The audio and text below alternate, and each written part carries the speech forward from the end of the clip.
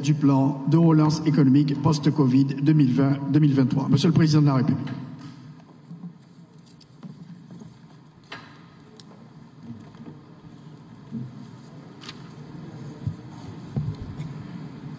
Merci à vous.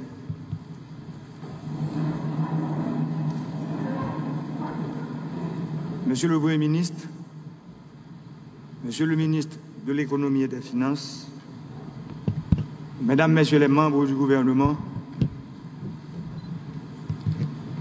Madame, Messieurs les membres du corps diplomatique, Monsieur le gouverneur et les membres du Conseil de la Banque de la République, Monsieur le Président et les membres du Conseil de la Banque nationale de crédit, Monsieur le Directeur général du budget national, Mesdames, Messieurs les directeurs généraux de la fonction publique, Mesdames, Messieurs les représentants des organisations internationales, partenaires du système financier haïtien, Mesdames, Messieurs les représentants du secteur de la société civile, Mesdames, Messieurs les représentants du secteur privé des affaires, Mesdames, Messieurs les représentants de la presse parlée, écrite et télévisée, chers concitoyens, nous avons fait le pari, partager le rêve de mettre Haïti en chantier. Notre volonté est de dynamiser l'emploi et de créer de revenus, de démanteler les fondements des inégalités sociales criantes, de dire non à l'inacceptable. Cela a toujours été ma conception du vote populaire qui m'a valu d'accéder à la magistrature suprême depuis bientôt 4 ans. C'est en ce sens que l'un de mes premiers actes a été de rendre disponibles des équipements et techniciens à travers les 10 départements géographiques du pays pour engager un vaste programme d'infrastructures routières. Mais comme de coutume, et encore plus que mes prédécesseurs, je me suis retrouvé comme dans un permanent combat. J'ai dû faire face à diverses formes d'attaques répétées et nourries. Pays loc, violence, manifestations intermittentes, insécurité programmée, etc. Le mal est profond, plus profond que vous sauriez l'imaginer. D'énormes barrières sont érigées pour bloquer toute tentative de changer ce système pourri, révolu, qui n'a fait que générer la pauvreté et l'inégalité sociale. C'est une lutte féroce. Les forces d'inertie, les forces rétrogrades préfèrent le chaos à une entente historique pour sceller les bases de la stabilité politique indispensable au progrès économique et social auquel le peuple haïtien aspire. Chaque année de plus, les problèmes non résolus s'empilent, empirent et l'impatience de la population grandit. Notre produit intérieur brut par tête d'habitant qui avait cru de 4,8% en 2017 et de 5,9% en 2018 en dollars américains a fortement chuté depuis, terrassé par des mois de troubles politiques et d'entraves aux activités économiques, puis par la pandémie de Covid-19.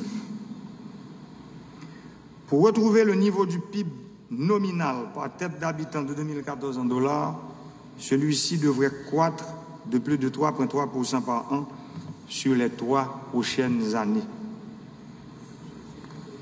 Mais ce ne sera pas un grand défi à relever si notre nation s'y engage. Notre vrai défi est d'élargir sur une base durable et soutenue la taille de notre économie, d'accroître la richesse nationale, d'augmenter la taille du gâteau de manière telle que chacun y trouve une part satisfaisante. La réalité est qu'aucun pays n'a pu renforcer sa base économique en absence de stabilité politique, comme je l'ai toujours dit, la stabilité politique est le premier des biens publics. C'est pourquoi nous devons tout faire pour le triomphe de la démocratie. C'est pourquoi nous devons prioriser le dialogue qui est la voie de l'intelligence et de la responsabilité citoyenne. Concrétiser ce dialogue sincère, ouvert, essentiel, indispensable pour poser les bases d'une gouvernance efficiente et efficace, seule capable d'assurer la sérénité nécessaire pour s'attaquer aux maux profonds dont souffrent la société et l'économie haïtienne. L'indice du capital humain calculé par la Banque mondiale nous interpelle. On y apprend qu'en moyenne, un enfant né aujourd'hui en Haïti a un potentiel à l'âge adulte évalué à 45% de ce qu'il aurait pu avoir s'il avait bénéficié d'une éducation et d'une santé complète. Cela signifie que le coût social, le coût économique de la pauvreté et des inégalités est immense. Nous nous devons d'y remédier pour la survie de notre nation, pour notre bien-être à tous. De pays loc à Covid-19, en y ajoutant la vague de banditisme actuelle, notre économie et notre population continuent de payer un assez lourd tribut qui les met à genoux. Cela ne peut plus continuer. Sur la base d'une analyse, d'une autocritique sans complaisance, nous devons tirer les leçons du passé pour ensemble aborder notre avenir sur de nouvelles bases si nous ne voulons pas continuer à présenter cette face déplaisante du pays le plus pauvre de l'hémisphère occidental. Pourquoi sacrifier des générations d'hommes et de femmes qui n'aspirent qu'à contribuer au relèvement de notre nation? Comment continuer à sacrifier des hommes et des femmes qui veulent développer et mettre à profit leur talent pour s'affirmer et réaliser le rêve de nos ancêtres d'une Haïti prospère, libre et digne? Malgré les contraintes de toutes sortes, mon administration s'est mobilisée pour consolider des piliers de la croissance durable et forte. Cette consolidation s'est faite à travers la poursuite du programme de modernisation du secteur de l'énergie, le développement des infrastructures de transport, l'amélioration du potentiel d'irrigation pour augmenter la production et la productivité agricole et ainsi lutter contre l'insécurité alimentaire, pour la protection et la régénération de notre environnement. Dans le secteur de l'énergie, nous sommes en train de travailler pour construire des réseaux électriques à travers tout le pays. Nous avons aujourd'hui en Haïti près d'une cinquantaine de villes qui n'ont pas de réseau électrique. Et pourtant, ce sont des Haïtiens qui vivent dans ces endroits. Aujourd'hui, en Haïti, seulement 30% d'Haïtiens ont accès à l'électricité. Et pourtant, les 70% restants sont des Haïtiens. Nous sommes en train de travailler pour construire des centrales électriques à travers tout le pays, comme nous l'avons déjà fait à Jérémie, à Petit-Gouave. Maintenant, nous sommes en train de travailler pour construire, pour augmenter la capacité des centrales électriques de Fort-Liberté, de Cap-Haïtien. Nous sommes en train maintenant de construire une centrale électrique à Port-de-Paix. Nous allons construire une centrale électrique à Saint-Raphaël. Et nous sommes en train de réhabiliter, je dirais, nous sommes en train de mettre à neuf la centrale électrique de Douai. Nous allons augmenter la capacité de la centrale électrique de Saint-Marc. Nous allons augmenter la capacité de la centrale électrique de Petit-Gouave, de Jacmel, d'Ercaille. Nous allons construire une centrale électrique neuve à Miragouane. Et tous ces travaux doivent être réalisés au premier trimestre de 2021. Nous sommes en train de travailler pour mettre la lumière là où il y a le ténèbre. Parce que les yeux du peuple haïtien sont ouverts aujourd'hui. Nous devons continuer sur cette lancée parce que Haïti a besoin d'hommes et de femmes courageux pour sortir ce pays de l'ornière du sous-développement, de l'enfer, de l'instabilité politique.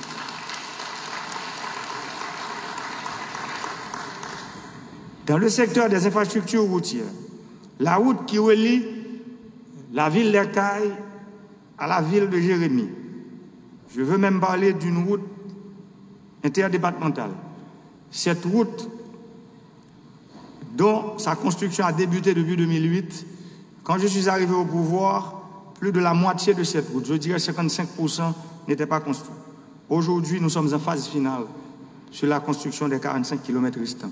Je dois publiquement remercier la BID pour son support pour les 35 km que la BID a financé et le Trésor public a financé 7 km. Maintenant, la ville de Jérémie va relier en moins de 90 minutes à la ville de Jacmel. Dans le sud, nous avons construit des routes sur plusieurs communes du département. Nous avons totalement réhabilité la commune de Campérin. Nous sommes en train de travailler pour finaliser la route qui va connecter la commune de Torbec à la commune de Ducis. Dans le nord-est, les communes du haut-nord-est, depuis notre indépendance jusqu'à aujourd'hui, n'ont pas eu cette chance de connaître des kilomètres de route ou bien d'interconnecter certaines communes entre elles. Pour exemple, la commune de Montbain-Cauchy et la commune de Vallière, de qui, depuis notre indépendance jusqu'à aujourd'hui, n'ont pas eu la chance d'avoir une route. Et maintenant, ces deux communes sont connectées. Nous sommes en train de travailler avec le corps du génie de l'armée, le Centre national des équipements et les travaux publics pour interconnecter ces communes. Dans le département du Nord-Ouest, un département abandonné, oublié, jeté dans la poubelle de l'histoire, nous sommes en train de remettre le Nord-Ouest sur la carte d'Haïti. La route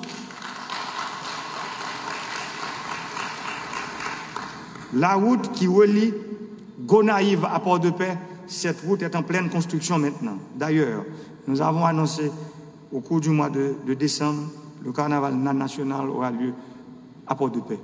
Et je vois que les ministères concernés, les ministres concernés sont en train de travailler pour que ce rêve devienne réalité.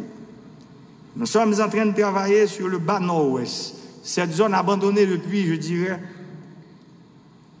la découverte d'Haïti. Aujourd'hui, nous sommes en train de travailler pour connecter la commune de Bédéenne à la commune de Bombardopolis, la commune de Bombardopolis à la commune du Môle-Saint-Nicolas, la commune du Môle-Saint-Nicolas à la commune de Jean-Rabel et la commune de Jean-Rabel à la commune de Port-de-Paix. Parce que ce sont des Haïtiens comme nous qui vivent dans ces zones-là. Et c'est notre devoir, comme serviteurs publics, serviteurs du peuple, de donner justice à ces populations reculées, longtemps abandonnées par les décideurs politiques de ce pays. Dans le secteur des infrastructures agricoles, nous sommes en train de construire des barrages d'irrigation, des canaux d'irrigation à travers le pays, des systèmes d'irrigation alimentés par l'énergie solaire, comme par exemple dans le nord-est, la construction du barrage d'irrigation de Marion, qui est à 96% prêt, je dirais, à être inauguré d'ici les jours à venir. La reconstruction du barrage d'irrigation sur la Grande Rivière du Nord. Je veux parler du barrage de la Tannerie, abandonné depuis 40 ans. Cette construction est à 52% maintenant. Et nous pensons d'ici la fin de la deuxième, je dirais, du premier semestre de cette année, le barrage d'irrigation sur la Grande Rivière du Nord sera en fait prêt pour être inauguré. Nous sommes en train de travailler pour construire un barrage sur la rivière Massa qui sépare la République dominicaine de la République d'Haïti. Les Dominicains de leur côté ont presque 11 prises sur cette rivière pour irriguer leurs terres. Et nous autres, en Haïti, nous en avons 0 jusqu'à présent. Maintenant, nous sommes en train de travailler pour construire une prise pour apporter l'eau jusqu'à Ferrier. Parce que comme vous le savez, la plaine de Maribao, la zone de Ferrier, cette plaine-là fait environ 12 000 hectares de terre qui a une capacité de production de riz extraordinaire. Pour les autres régions agricoles, je veux parler de la plaine des Gonaïves, une plaine abandonnée depuis des décennies. Aujourd'hui, les 39 pompes d'irrigation qui se trouvaient sur cette plaine, je veux parler des pompes d'irrigation actionnées par l'énergie thermique, nous sommes en train de les remplacer maintenant par l'énergie solaire. Sur 39 pompes, parce que, comme vous le savez, les infrastructures solaires peuvent durer jusqu'à 25 ans, mais nous avons besoin d'un entretien soutenu pour ces infrastructures. Je pense que nos partenaires, par exemple Taïwan, comprennent très bien que nous allons travailler avec eux pour la mise en place d'un système d'entretien et de réparation sur les 20 prochaines années pour que ces infrastructures que nous sommes en train d'installer vont servir nos frères et nos sœurs qui vivent dans l'arrière-pays, ces oubliés, ces gens abandonnés. Aujourd'hui, nous sommes en train de les mettre sur la table parce que ce sont des Haïtiens comme nous. Dans le domaine de la protection et la régénération de l'environnement, nous avons construit et inauguré près de 4 centres germoplastes à travers le pays. Je veux parler des méga pépinières. Il y a un centre inauguré dans le département de la Grand'Anse, un autre dans le département du Sud, un troisième dans le département des Nippes et un 4e centre dans le département du Nord-Ouest. Et je sais que le ministre de l'Environnement me dit qu'il y a un centre, le centre du département du Nord est presque prêt, je dirais, pour être inauguré. Chaque centre germoplaste peut produire 4 500 000 plantules par année. Cela veut dire, avec ces 5 centres que nous allons avoir, le pays aura la possibilité de produire 22 500 000 plantules annuelles. Et ces plantules, comme je l'ai dit, nous devons mettre ces centres à profit.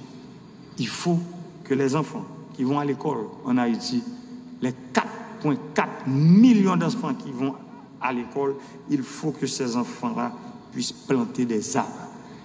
Parce que nous avons 23% de plaine dans le pays, 77% de montagne. Nous devons réhabiliter nos mondes. Et comment le faire? Il faut que les enfants apprennent à faire la mise en terre et le suivi de ces arbres. 22 500 000 par année, cela veut dire dans 10 ans, nous pouvons facilement mettre environ 200 millions d'arbres en terre. Pour les semences, nous avons installé 3 centres semenciers dans le pays. Un centre dans l'Artibonite, un centre dans le nord-est et un centre dans le sud, avec une capacité de production de 20 000 tonnes de semences par an.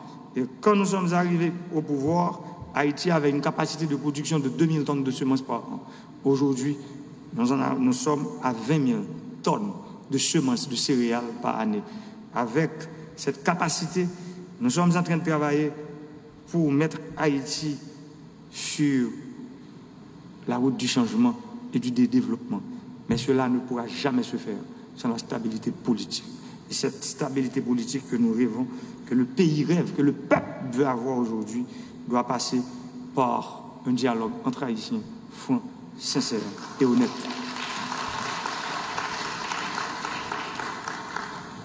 Aujourd'hui, pour adapter et bien circonscrire les interventions aux exigences d'une sortie de la crise sociale et économique majeure que nous vivons, l'équipe gouvernementale a élaboré, dans un cadre de participation large, le programme de relance pour faire face à la crise. Ce programme, c'est le PREPOC. Lancer ce programme est aussi une manière de signifier que nous avons un pays à construire, une dignité à sauvegarder, un passé héroïque à honorer et à chérir. Nous ne pouvons assumer notre destin de grandeur dans la discorde.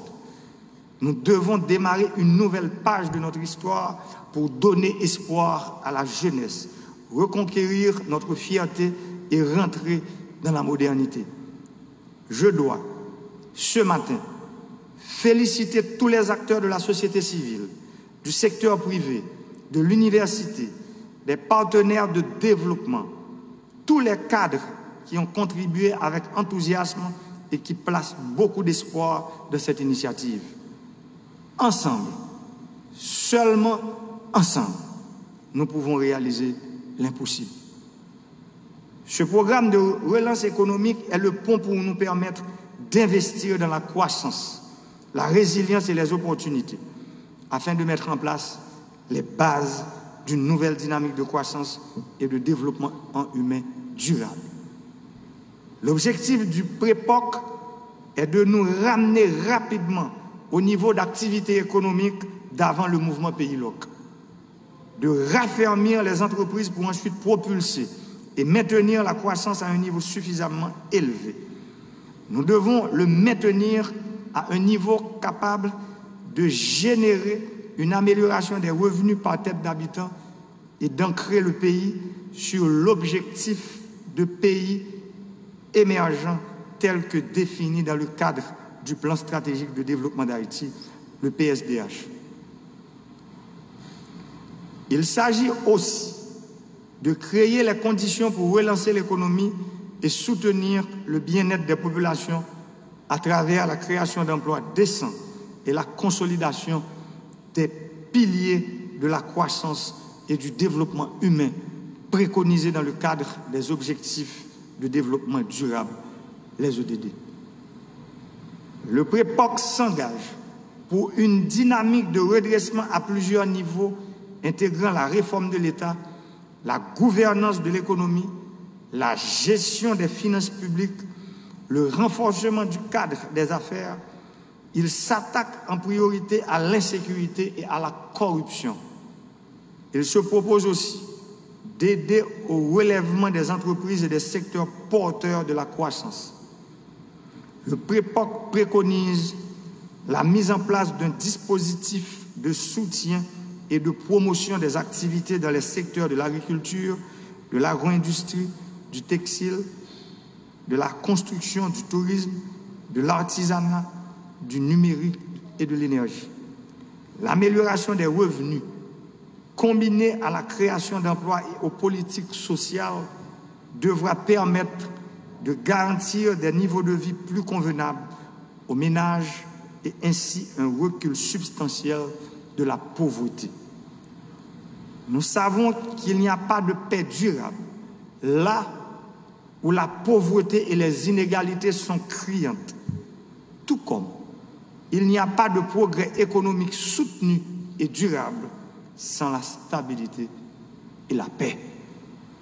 Marchons unis, c'est l'hymne de notre nation, notre credo. C'est le chemin que nos ancêtres nous ont montré. Il n'y a pas de salut ni de rédemption pour notre peuple en dehors de cette entente sur une vision. Un système de gouvernance et sur des politiques publiques qui ciblent nos défis et nous mettent sur la voie de l'apaisement et de la prospérité. Le PREPOC est une étape que je vous invite à consolider pour faire ensemble ce saut vers la voie de l'émergence économique et du développement humain durable.